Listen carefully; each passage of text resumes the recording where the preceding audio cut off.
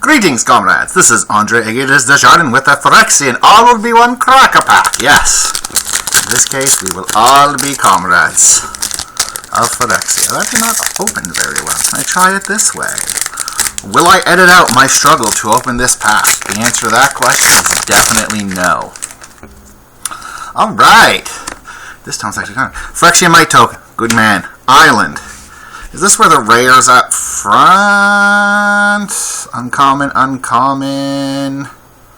What? Oh, yeah, the rare is at front. Okay.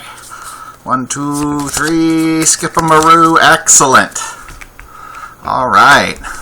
So, first up is the Surgical Bay. It's a cycle of lands, the spears. At common, they never tap. They tap for a color, and then for one of that color and a colorless, you can tap inside to draw a card. These lands are very good.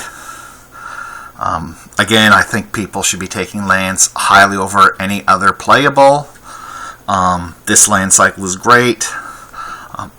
With this format, you don't want to play like 5 because you do need some untapped lands, but I've always been happy running 3 or 4. So, yeah, but I wouldn't be happy first picking this land. But like, I think you should take any lands in your color over just some middling playable. Alright, next up is Voyager's Insight. 2 blue, 3 colorless sorcery, draw 3 cards, and proliferate. I am not high on blue in this format. Do not think blue's not good. Specifically, the proliferate blue I find doesn't come together. And, I mean, 5 mana, draw 3 cards is meh in most formats. It really is below standards here. So yeah, no, don't play. Do not put this card in your deck. You are going to cast it and die. That is what happened to my opponents all the time. This format is way too fast for this, and blue is not a good color, but we'll probably talk more about the colors later. Alright, Myr Kinsmith, aka Not Squadron Hawk. That's 4 colors for an artifact creature Myr. It's a 3/1, and when it enters the battlefield, you can search the library for another Myr card and put it in your hand. So you could go find an infinite number of these. The 1 toughness, of course, makes it very terrible. There's not like a rare or mythic rare Myr you want to be finding, so like there's no tutor for that. Like D, honestly, the 4 mana is rough. The 1 toughness means it trades for everything, including the might tokens. In a lot of formats, this would actually be quite good, but in here, I'm not looking to play it. If I get stuck with it, specifically in the artifact deck, that's fine, but no, I'm waiting for that to table. Charge of the Mites. This is white and 2 for an instant. Choose 1. Charge of the Mites deals damage equal to the number of creatures you control to target creature or planeswalker, or you create 2 of these Mite fellas. Those ones right there that have Toxic 1 and can't block. This is a fine card. This is playable in any of the white Toxic decks, so white-green, white-black. It's okay in white-red and white-blue, which is the artifact deck. But the other decks are probably way more interested in it than you. See, it's playable, it's pretty interchangeable. I'll play it if I can, and if I don't, no worries. Alright, Asper's Ascent. This is not a good pack so far. A 1 blue instant until end of turn. Target creature gets +1, +3, gains flying and Toxic 1. So it's like a blue, a creature survives combat. Can jump up and block something in the air, but like blue has lots of flyers, so it doesn't generally need to give something surprise flying. This is like a D-. Like, I'm not looking to play blue. I'm certainly not looking to play this card. Get out of here. Fleshless Gladiator. It's colorless and a black for a 2/2, and it has Corrupted for 3. Return it from your graveyard to the battlefield. Tap, you lose a life, and Corrupted is your opponent has to have 3 or more poison counters on it. This is a fine playable, specifically in like the white-black deck. The white-black Corrupted deck that just, it doesn't necessarily want to kill you with Toxic, but it wants to get you to 3 for these values. Which I think is great gameplay. Currently it's leading as a 2/2 for 2, as when in the doubt, I always take the cheapest thing in this format, because the aggressive Toxic decks can just get you dead. So, currently leading, hoping something better is going to come, especially since black is not the ideal first color I want to pick. Alright, Next up is Bladefire Aspirant. It's a Phyrexian warrior, not that the creature types matters. It's a red and 2 from Menace, and equipment spells you cast cost 1 less to cast, and activate abilities of equipment you control that attached to him cost 1 less to activate. This is a C- probably. Like the red-white equipment deck doesn't need this to function at all. The 2/3s, it's okay. I'm not looking to first pick this. If it tables and ends up in my deck, fine. Though I'd probably much rather all the 3/2s for 3 kicking around. Alright, Rustvine Cultivator is 1 green for a Phyrexian Elf Druid. It's a 1/2. Tap, you put an oil counter on it, and tap, remove an oil counter from it, untap target land. This is sometimes sneaks into decks. The red-green needs the oil counters. The ramping can be sometimes relevant. Just having a 1/2 on turn 1 can be sometimes important. Currently, I might take it over the Fleshless Gladiator, but I'm hoping none of these are going to see. But it's a C. It's fine. You can run them. Wizards has been making 1-drops better for limited, and this is certainly it. Alright, next up, Plague Nurse. Green and 3 colorless for a Phyrexian Cleric. It's 3/4 with Toxic 2.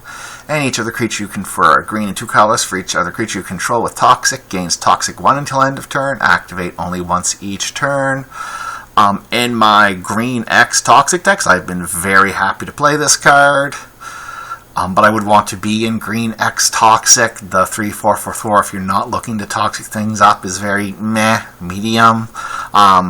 That ability, though, can get dangerous, especially with, like, Mites or Flyers or something. That activated ability can get dangerous, but as 4 mana, it's not looking like I'm something that I want to first pick.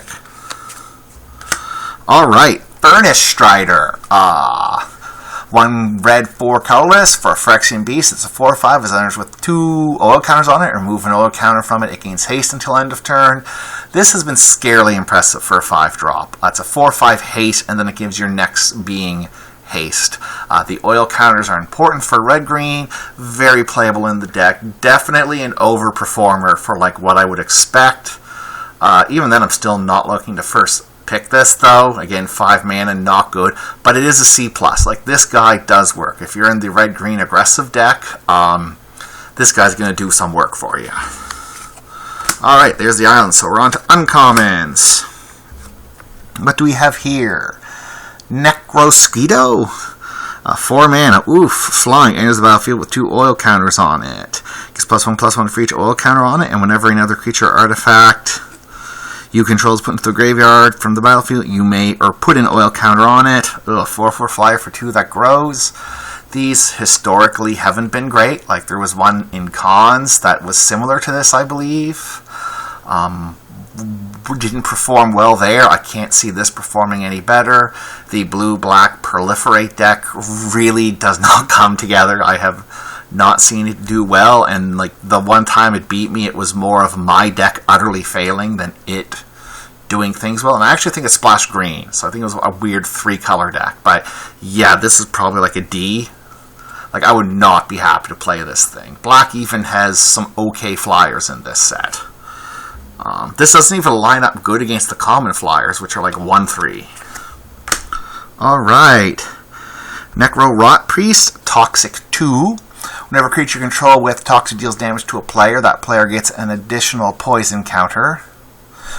I believe that only activates once a combat, but I might be wrong. And target creature you control with Toxic gets Death Touch until end of turn, 1/5. This is fun. This is very good in the green-black Toxic deck. It's exactly what you want. It helps enable all your fight spells to be really good with giving your creature Death Touch. Normally, I would not recommend first picking this because 2 colors is rough to first pick him, but this pack been pretty weak. I might be taking the Necrogen Rot Priest here over either of these cards, which is not a good sign for this pack. I'm considering it. Alright. Tamiyo's Immobilizer. 1 blue, 3 colorless, and there's the battlefield with 4 oil counters on it. Remove an oil counter, tap target artifact or creature. When I first saw this, I thought 4 mana Tumbler Magnet, the Scars card, was going to be amazing, and it is not amazing. Like, Congratulations, you've printed a format where Better Icy Manipulator is not good.